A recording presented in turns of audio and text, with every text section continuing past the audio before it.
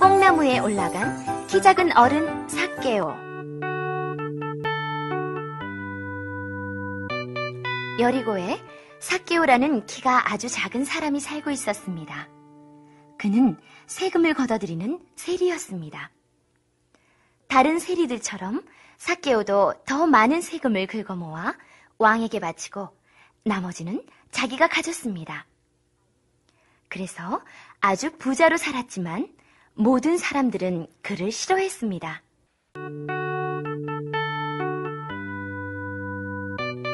어느 날 삭개오는 종들을 거느리고 거리를 지나가고 있었습니다. 야, 저기 돼지 같은 세금장이가 지나간다. 에이, 돈밖에 모르는 나쁜 놈이야. 사람들은 삭개오가 나타나자 자기들끼리 수군거리며 욕을 하고 고개를 돌려버렸습니다. 삭개오는 몹시 외롭고 쓸쓸함을 느꼈습니다.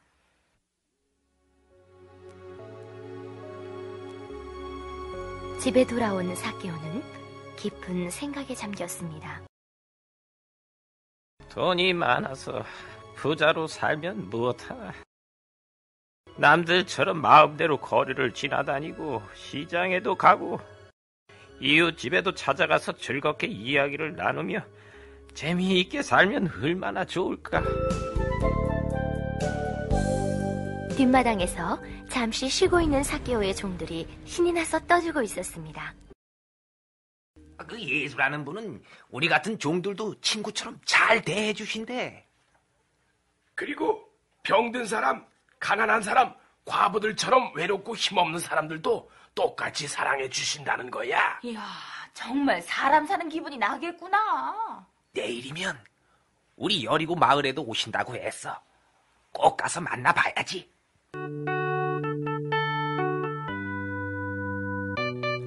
종들이 하는 말은 삭개오가 앉아있던 방 안에까지 들려왔습니다. 삭개오는 가슴이 갑자기 쿵쿵거리며 뛰기 시작하는 것을 느꼈습니다. 아니, 외롭고 쓸쓸한 사람들도 똑같이 사랑하신다고? 나는 부자이긴 하지만 사람들의 사랑이 몹시 그리워. 예수라는 분이 나 같은 세리의 친구도 되어주실까?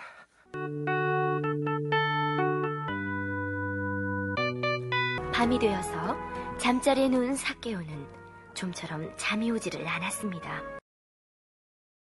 분명히 내일은 이곳을 지나가신다고 했지. 기다렸다가 꼭 만나야지.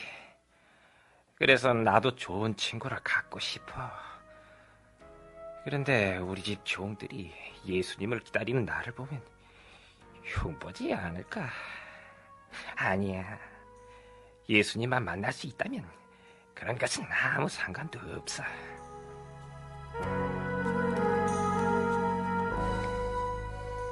삭개오의 아내가 고개를 갸우뚱거리며 말했습니다. 아니, 여보, 오늘은 당신이 좀 이상하시구려. 아침 식사도 드는 둥 마는 둥 하시고 옷도 벌써 몇 번째 갈아입으시는 거예요? 그럴 만한 이유가 있지. 아주 귀한 분을 만나는 날이거든. 꼭 어린이가 된 기분이야.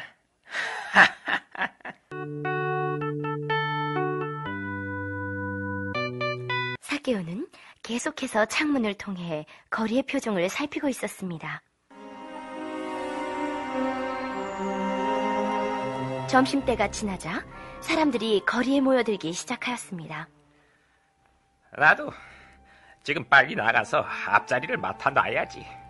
그래야 예수님의 손이라도 만져볼 수 있을 거야. 삭개오는 쏜살같이 대문을 나섰습니다. 아까 창문을 통해서 볼 땐 이렇게까지 많은 사람들이 보이지는 않았었는데 큰일 나군. 삭개오는 이리 갔다 저리 갔다 하며 앞으로 나가보려고 했지만 어림도 없었습니다. 내가 키만 컸어도 이런 고생은 안 했을 텐데 도대체 어떻게 해야 뚫고 들어갈 수 있을까?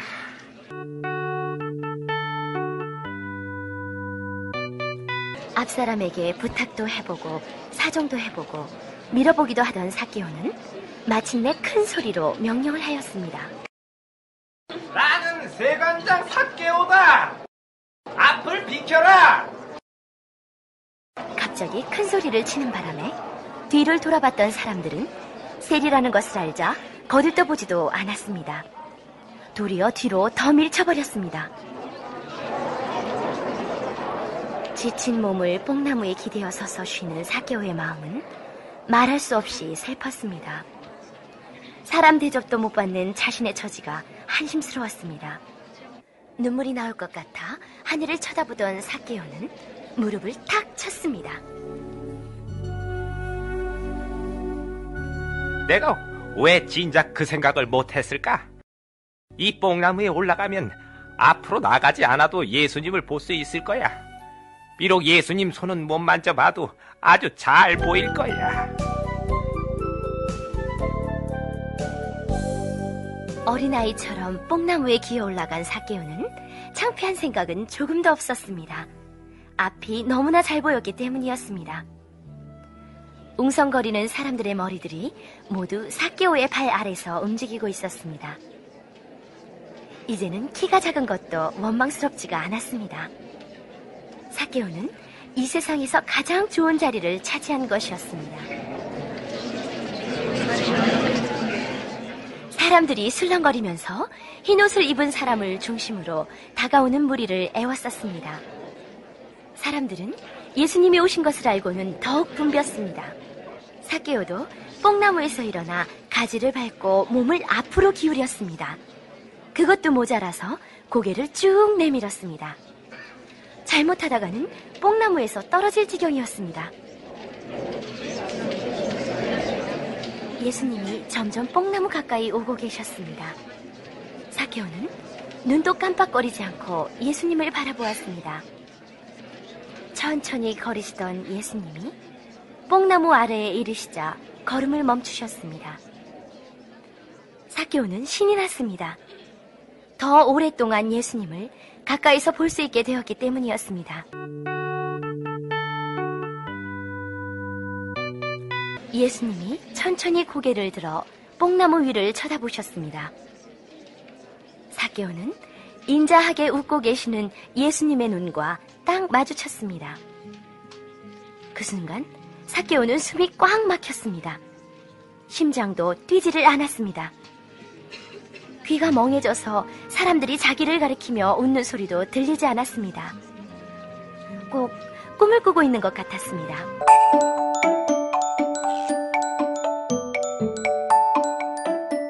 그렇게 많이 모인 사람들 중에 예수님은 지금 삭개오만을 보고 계신 것입니다.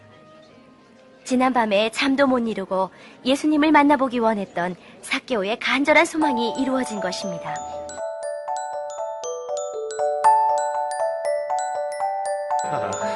하나님, 저같이 나쁜 짓을 많이 한 키 작은 죄인의 소원을 이루어 주셔서 감사합니다. 삭개오의 입에서는 저절로 기도가 흘러나왔습니다.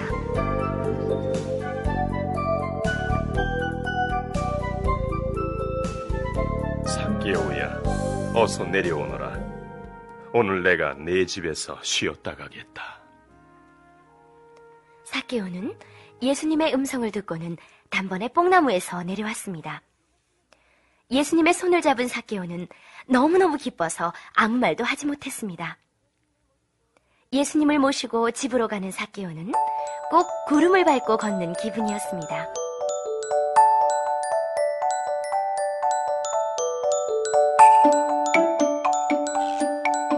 예수님이 삭개오의 집에 도착하자 종들이 나와서 예수님의 발을 씻겨드리고 새 옷을 가지고 나왔습니다.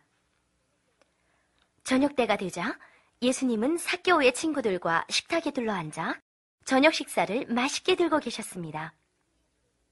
이 모습을 구경하던 사람들이 퉁명스럽게 말했습니다. 예수님은 우리도 상대하지 않는 저런 나쁜 사람하고도 친구가 되어주시는구나.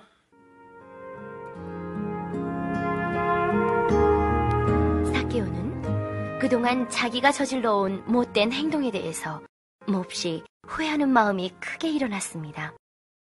예수님, 그동안 제가 지은 죄를 용서해 주세요. 이제는 가난한 사람들을 위해서 제 재산의 절반을 나누어 주겠습니다. 그리고 남을 속이고 뺏은 것이 있으면 4배로 갚겠습니다. 다시는 사람들을 속이거나 괴롭히지 않겠습니다.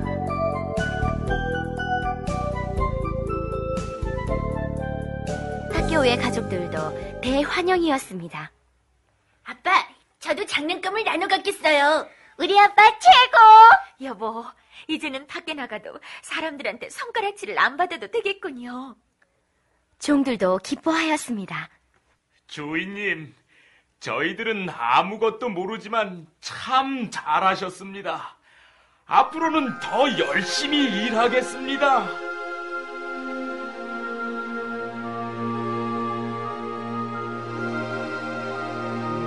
예수님이 삭개오에게 말씀하셨습니다. 삭개오야, 오늘 이 집에 구원이 찾아왔다. 너도 믿음의 조상 아브라함의 자손이기 때문이다. 앞으로는 베푸는 생활을 하여서 외로운 사람들과 사랑을 나누도록 하여라. 나는 너처럼 따돌림 받는 사람, 가난한 사람, 병든 사람, 세상 사람들이 돌보지 않는 잃어버린 자들을 찾아 구원하러 왔다.